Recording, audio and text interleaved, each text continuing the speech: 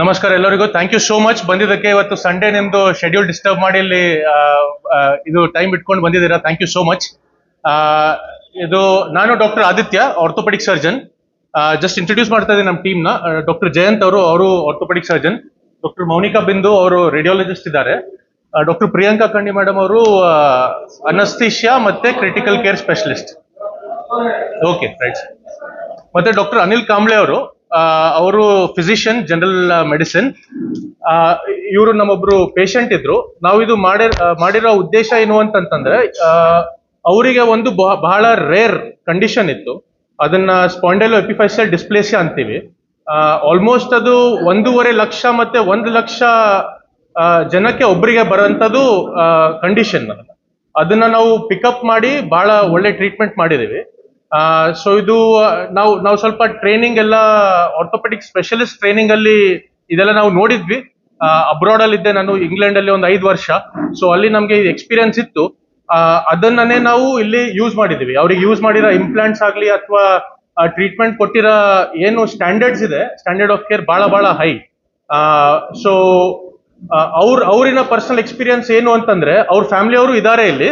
But ನಾನು request ಮಾಡಿ ಅವ್ರಿಗೆ ಹೇಳಿದೀನಿ ದಟ್ ನಾನು ಪೇಷಂಟ್ ಅವ್ರ ಹೆಸರು ಅಥವಾ ಅವ್ರ ಡೀಟೇಲ್ಸ್ ಏನು ಹೊರಗಡೆ ಬಿಡಲ್ಲ ಅಂತ. ಓನ್ಲಿ ಪ್ಯೂರ್ಲಿ ಬಿಕಾಸ್ ನನಗೆ ಅವ್ರದ್ದು ಪರ್ಸನಲ್ ಐಡೆಂಟಿಟಿ ರೆಸ್ಪೆಕ್ಟ್ ಮಾಡ್ಬೇಕಂತ ಇದೆ ಅಷ್ಟೇ. ನಾವು ಇದು ಮಾಡೋ ಕಾರಣ ಏನು, ಈ ತರ ಕಂಡೀಷನ್ಸ್ ಮತ್ತೆ ಈ ತರ ಏನು ರೇರ್ ಅಪರೂಪ ಪ್ರಾಬ್ಲಮ್ಸ್ ಇರುತ್ತಲ್ಲ, ಅದನ್ನ ನಾವು ಐಡೆಂಟಿಫೈ ಮಾಡಿ ಟ್ರೀಟ್ಮೆಂಟ್ ಆಗುತ್ತೆ ಅಂತ ಹೇಳಕ್ಕೆ. ಸೊ ಅವ್ರ ಪರ್ಸನಲ್ ಎಕ್ಸ್ಪೀರಿಯನ್ಸ್ ಏನಿತ್ತು ಅಂತಂತಂದ್ರೆ, ಅವರು ಗುಲ್ಬರ್ಗಾದಲ್ಲಿ ಸುಮಾರು ಆರ್ಥೋಪೆಡಿಕ್ ಹಾಸ್ಪಿಟಲ್ಸ್ ಅಲ್ಲಿ ಹೋಗಿದ್ದಾರೆ, ಸೊಲಾಪುರಲ್ಲೂ ಹೋಗಿದ್ದಾರೆ, ಬ್ಯಾಂಗ್ಳೂರಿಗೂ ಹೋಗಿದ್ರು, ಅಂಡ್ ಬಹಳ ಜನ ಹೋಗಿದ್ರು ಅವರು. ಬಟ್ ಎಲ್ಲಿ ಅವರಿಗೆ ಅಷ್ಟು ಸರಿ ಟ್ರೀಟ್ಮೆಂಟ್ ಆಗ್ಲಿಲ್ಲ. ಸೊ ಇದನ್ನ ನಾವು ಇಲ್ಲಿ ಟ್ರೀಟ್ಮೆಂಟ್ ಮಾಡಿದ್ವಿ. ಇವರು ಫಸ್ಟ್ ಟೈಮ್ ಬಂದಾಗ ನಮ್ಮ ಹತ್ರ ನಾವು ಅವರಿಗೆ ಏನಿದೆ ಡಿಸೀಸ್ ಪ್ರಾಬ್ಲಮ್ಸ್ ಎಲ್ಲ ಎಕ್ಸ್ಪ್ಲೇನ್ ಮಾಡಿ ಹೇಳಿದ್ವಿ. ಅಂಡ್ ಅವರಿಗೆ ಸ್ವಲ್ಪ ಟೈಮ್ ಕೊಟ್ಟಿದ್ದೆ, ನಾನು ಎಲ್ಲ ವಿಚಾರಿಸಿ ಅಂತ ಹೇಳಿದ್ದೆ. ಒಂದ್ 2-3 ಪ್ಲೇಸಸ್ ಅಡ್ರೆಸ್ ಕೂಡ ಕೊಟ್ಟಿದ್ವಿ. ಹೋಗಿ ಈ ತರ ಎಲ್ಲಿ ಫೆಸಿಲಿಟೀಸ್ ಆಗುತ್ತೆ, ಈ ತರ ಸೌಲಭ್ಯ ಎಲ್ಲಿದೆ, ಅಲ್ಲೂ ಒಂದ್ಸತಿ ವಿಚಾರಿಸಿ ಬನ್ನಿ ಅಂತ, ಇದ್ರದ್ದು ಕಾಂಪ್ಲೆಕ್ಸಿಟಿ ಆಫ್ ಪ್ರಾಬ್ಲಮ್ ನ ಐಡೆಂಟಿಫೈ ಮಾಡಕ್ಕೆ. ಆದ್ಮೇಲೆ ಮತ್ತೆ ಪುನಃ ಒಂದು 3 months ಆದ್ಮೇಲೆ ನಮ್ಮ ಹತ್ರ ಬಂದ್ರು. ಅಂಡ್ ಅವ್ರದ್ದು first side hip replacement, complex hip replacement ಆಗಿದ್ದು ಲಾಸ್ಟ್ ಇಯರ್ ಅಕ್ಟೋಬರ್ ಅಲ್ಲಿ. ಬಹಳನೇ ಚೆನ್ನಾಗಾದ್ರು. ಆಮೇಲೆ ಮಾರ್ಚ್ ಅಲ್ಲಿ ಮತ್ತೆ ಪುನಃ ಬಂದು ಇನ್ನೊಂದ್ ಸೈಡ್ ಆಗಿತ್ತು. ಈಗ ನಾವು ಜೂನ್ ಅಲ್ಲಿ ಇದೀವಿ.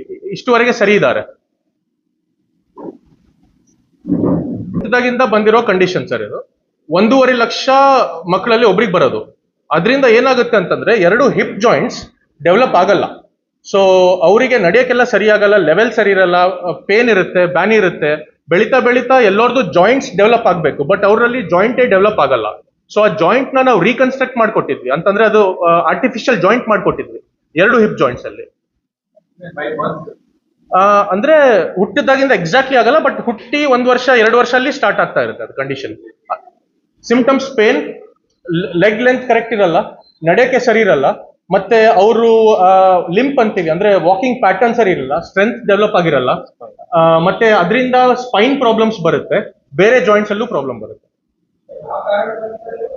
ಇದನ್ನ ಆಟೋಸೋಮಲ್ ರೆಸೆಸಿವ್ ಅಂದ್ರೆ ಹುಟ್ಟಿದಾಗಿಂದ ನಮ್ದೇನು ಕ್ರೋಮೋಸೋಮ್ಸ್ ಮತ್ತೆ ಬ್ಲಡ್ ಅಲ್ಲಿ ನಮ್ದೇನ್ ಜೀನ್ಸ್ ಕ್ರೋಮೋಸೋಮ್ಸ್ ಎಲ್ಲ ಇರುತ್ತಲ್ಲ, ಆ ಕ್ರೋಮೋಸೋಮಲ್ ಅಬ್ನಾರ್ಮಲಿಟಿ.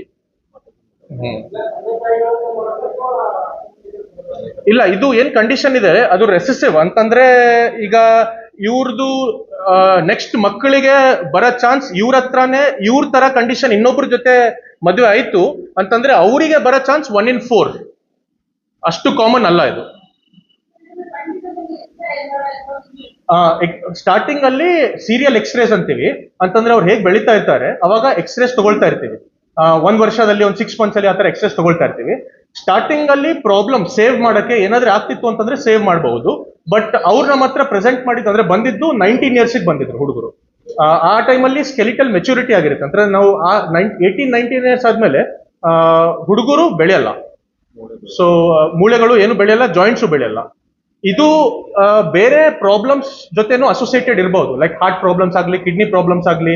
ಸೊ ನಾವು ಅವರಿಗೆ ಪ್ರೊಸೀಜರ್ ಮಾಡೋದ್ಕಿಂತ ಮುಂಚೆ ಅದನ್ನ ಥರೋ ಇವ್ಯಾಲ್ಯೂಯೇಟ್ ಮಾಡಿದೀವಿ.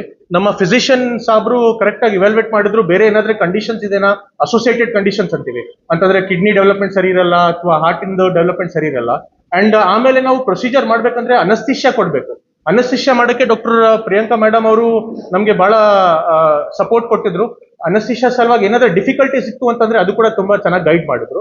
ಮತ್ತೆ ರೇಡಿಯಾಲಜಿಸ್ಟ್ ಮೇಡಮ್ ಅವರು ಅದೇನ್ ಎಕ್ಸ್ರೇಸ್ ಪ್ರಾಬ್ಲಮ್ ಇದೆ ಅಥವಾ ಆ ಕಂಡೀಷನ್ ಪಿಕಪ್ ಮಾಡಕ್ಕೆ ಏನೇನು ಚಾಲೆಂಜಸ್ ಇರುತ್ತೆ, ಬೇರೆ ಎಲ್ಲೆಲ್ಲಿ ಬೋನ್ಸ್ ಅಲ್ಲಿ ಪ್ರಾಬ್ಲಮ್ ಪ್ರೆಸೆಂಟ್ ಆಗುತ್ತೆ ಅದನ್ನೆಲ್ಲ ಪಿಕಪ್ ಮಾಡಕ್ಕೆ ಐಡೆಂಟಿಫೈ ಮಾಡಿದ್ರು.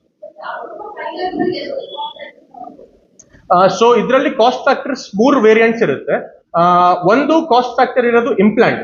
ಸೊ ಏನ್ ಇಂಪ್ಲಾಂಟ್ ಅವರಿಗೆ ಹಾಕಿದ್ದು ಅದು ಬಹಳ ಲಿಮಿಟೆಡ್ ಸಪ್ಲೈ. ಸೌತ್ ಇಂಡಿಯಾದಲ್ಲಿ ಒಂದೇ ಪ್ಲೇಸ್ ಅಲ್ಲಿ ಸಿಗುತ್ತೆ ಇದು. ಚೆನ್ನೈಯಲ್ಲಿ ಅವ್ರದ್ದು ಹೆಡ್ ಕ್ವಾರ್ಟರ್ಸ್ ಇರೋದು, ಅಲ್ಲಿಂದಾನೇ ಎಲ್ಲಾ ಕಡೆ ಸೌತ್ ಇಂಡಿಯಲ್ಲಿ ಸಪ್ಲೈ ಮಾಡ್ತಾರೆ ಅವರು. ಬಟ್ ಅದು ಅಮೆರಿಕನ್ ಮೇಡ್ ಇಂಪ್ಲಾಂಟ್ಸ್. ಅದು ಒಂದೇ ಕಂಪನಿ ಮಾಡುತ್ತೆ ಈ ತರ ಇಂಪ್ಲಾಂಟ್. ಸೊ ಆ ಕಂಪ್ನಿದು ಅದು ಸಿಗೋದು ಬಹಳ ನಮ್ಗೆ ರೇರ್. ಆ ಇಂಪ್ಲಾಂಟ್ ಕಾಸ್ಟ್ ಒಂದು ಎಕ್ಸ್ಪೆನ್ಸಿವ್ ಇರುತ್ತೆ.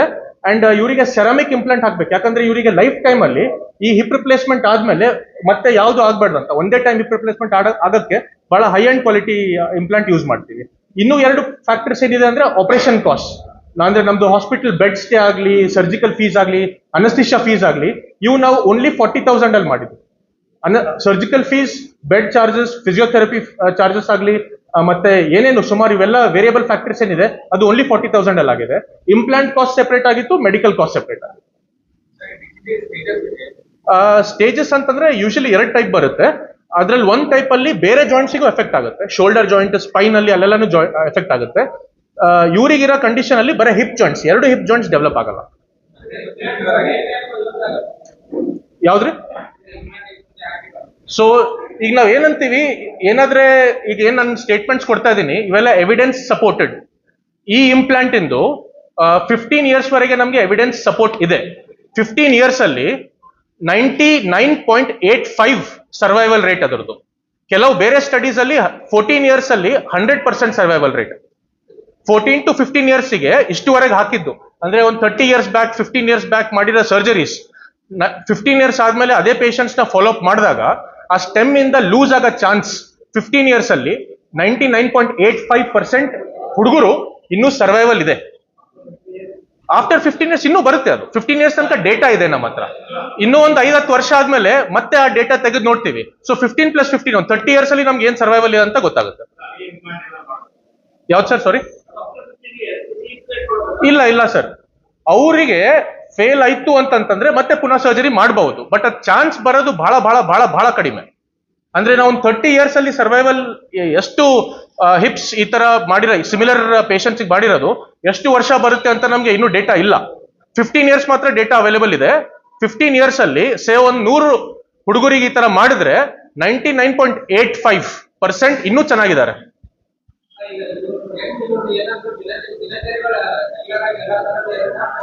ಅಬ್ಸಲ್ಯೂಟ್ಲಿ ರೆಗ್ಯುಲರ್ ಆಗಿ ಮಾಡಬಹುದು. ಡೈಲಿ ಲಿವಿಂಗ್ ಆಕ್ಟಿವಿಟೀಸ್ ಅಂತ ಅಂತಾರಲ್ಲ, ಅಂದ್ರೆ ಅವರು ಬಾತ್ರೂಮಿಗೆ ಹೋಗೋದಾಗ್ಲಿ, ರೆಗ್ಯುಲರ್ ಆಕ್ಟಿವಿಟೀಸ್ ಮಾಡೋದು, ವಾಕಿಂಗ್ ಆಗ್ಲಿ, ಸಿಂಪಲ್ ಗೇಮ್ಸ್ ಅಂಡ್ ಸ್ಪೋರ್ಟ್ಸ್ ಆಡ್ತಾರೆ.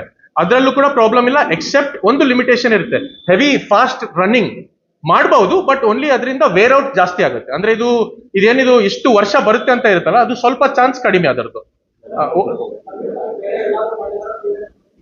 ಕೇಳಿಸ್ತಾ ಇಲ್ಲ ಸರ್? ಸಾರಿ ಇಲ್ಲ, ಬಟ್ ಇದು ಕಂಡೀಷನ್ ಬಹಳ, ಅಂದ್ರೆ ನಾನು ಯಾವ್ದ್ರಿಂದ ಹೇಳ್ತಿದ್ದೀನಿ ಅಂತ ಅವ್ರ ಪರ್ಸನಲ್ ಎಕ್ಸ್ಪೀರಿಯನ್ಸ್ ಇಂದ ಅವರು ಬಹಳ ಜನ ಬಹಳ ಹತ್ರ ಕೇಳಿದ್ದಾರೆ. ಸುಮಾರು ಒಂದು ಸರ್ 5 ವರ್ಷ ಅಥವಾ ಜಾಸ್ತಿ ಇದ್ರ ಬಗ್ಗೆ ವಿಚಾರಿಸಿದ್ದಾರೆ ಅವರು.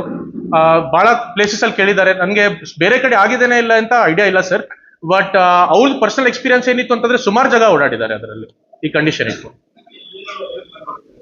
ಯಾವ್ದು ಸರ್? 1.5 ಲಕ್ಷ ಹುಡುಗರಲ್ಲಿ ಒಬ್ರಿಗೆ ಇನ್ಸಿಡೆನ್ಸ್, 1.5 ಲಕ್ಷ ಅಥವಾ 1 ಜನ ಅದರಲ್ಲಿ ಒಬ್ರಿಗೆ ಆಗೋದು.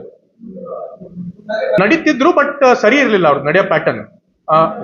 ಅಂದ್ರೆ ಅವರಿಗೆ ಬಹಳ ಬ್ಯಾನಿ ಇತ್ತು, ಪೇನ್, ಅಂದ್ರೆ ಕೂತಾಗ ಪೇನ್ ಇತ್ತು, ನಿಂತಾಗ ಪೇನ್ ಇತ್ತು, ನಡೀತಾ ಪೇನ್ ಇತ್ತು, ಏನಾದ್ರೆ ಕೆಲಸ ಮಾಡ್ಬೇಕಂದ್ರೆ ಸ್ವಲ್ಪ ಪೇನ್ ಇತ್ತು. ಅಂಡ್ ಇದು ಇವ್ರು ಬಂದಾಗ ಕೂಡ, ಯಾಕಂದ್ರೆ 19 ಇಯರ್ಸ್ ಅಲ್ಲಿ ಒಂದು ದೊಡ್ಡ ಸರ್ಜರಿ ಮಾಡ್ಬೇಕು ಅಂತಂದ್ರೆ ಅವರಿಗೆ ಲೈಫ್ ಚೇಂಜಿಂಗ್. ನಾವು ಕೂಡ ನಾನು ಇಂಗ್ಲೆಂಡ್ ಅಲ್ಲಿ ಓದಿದ್ದೆ. ನಾವು ಅಲ್ಲಿ ನನ್ಗೆ ಕಲ್ಸಿದ್ದವ್ರದ್ದು ಇದೆಲ್ಲ ಯಾರು ಕಲ್ಸಿದ್ದಾರೆ ಅವ್ರ ಜೊತೆ ಕೂಡ ನಾನು ಇದು ಕೇಸ್ ಡಿಸ್ಕಸ್ ಮಾಡಿದೆ, ಅವ್ರದ್ದು ಪ್ರಾಬ್ಲಮ್ ಡಿಸ್ಕಸ್ ಮಾಡಿದೆ. ಅಂಡ್ ಈ ತರ ಏನೇನ್ ರಿಸ್ಕ್ ಅದ್ರದ್ದು, ಏನೇನ್ ಬೆನಿಫಿಟ್ಸ್ ಇದೆ, ಏನೇನ್ ಚಾಲೆಂಜಸ್ ಬರುತ್ತೆ, ಇವೆಲ್ಲ ಆಂಟಿಸಿಪೇಟ್ ಮಾಡಿದ್ವಿ.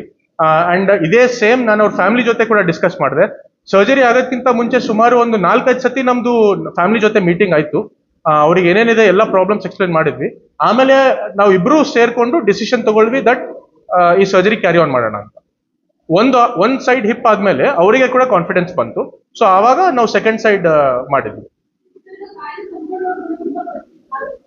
ಸಾರಿ ಮೇಡಮ್, ಆಗಲ್ಲ, ಮಾತ್ರೆಯಿಂದ ಆಗಲ್ಲ. ಅಂಡ್ ಈವನ್ ಆ ಕಂಡೀಷನ್ ನ ಸ್ಟಾಪ್ ಮಾಡಕ್ಕೆ ಕೂಡ ಆಗಲ್ಲ. ಆ ಕಂಡೀಷನ್ ನ ನಾವು ಕಂಟೈನ್ ಮಾಡ್ತೀವಿ. ಅಂದ್ರೆ ಈಗ ಸೇ ಫಾರ್ ಎಕ್ಸಾಂಪಲ್ ಸ್ಟಾರ್ಟಿಂಗ್ ಅಲ್ಲೇ ಪಿಕಪ್ ಮಾಡಿದ್ರೆ 18-16 ಇಯರ್ಸ್ ಅಲ್ಲಿ ಬರೋ ಪ್ರಾಬ್ಲಮ್ ನ ನಾವು ಇನ್ನೊಂದು ಸ್ವಲ್ಪ ವರ್ಷ ಪುಷ್ ಮಾಡ್ಬೋದು, ಮುಂಚೆ ಸರ್ಜರೀಸ್ ಏನಾದ್ರೂ ಮಾಡಿದ್ರೆ. ಬಟ್ ಒಂದ್ಸತಿ ಬಂದಾದ್ಮೇಲೆ ಫುಲ್ ಪ್ರಾಬ್ಲಮ್ ಬಂದಾದ್ಮೇಲೆ ಅದನ್ನ ಮತ್ತೆ ಏನು ಟ್ಯಾಬ್ಲೆಟ್ಸ್ ಇಂದ ಏನು ಮಾಡಕ್ಕಾಗಲ್ಲ. ಸರ್ ಅವರಿಗೆ ಒಂದು 4-5 ವರ್ಷದಿಂದ ಸ್ಟಾರ್ಟ್ ಆಗಿದೆ ಅನ್ಸುತ್ತೆ. ಏಜ್ 4, ಅವ್ರದ್ದು ಏಜ್ 4-5 ಇಯರ್ಸ್ ಇದ್ದಾಗ. ಯಾವ್ದು ಸರ್?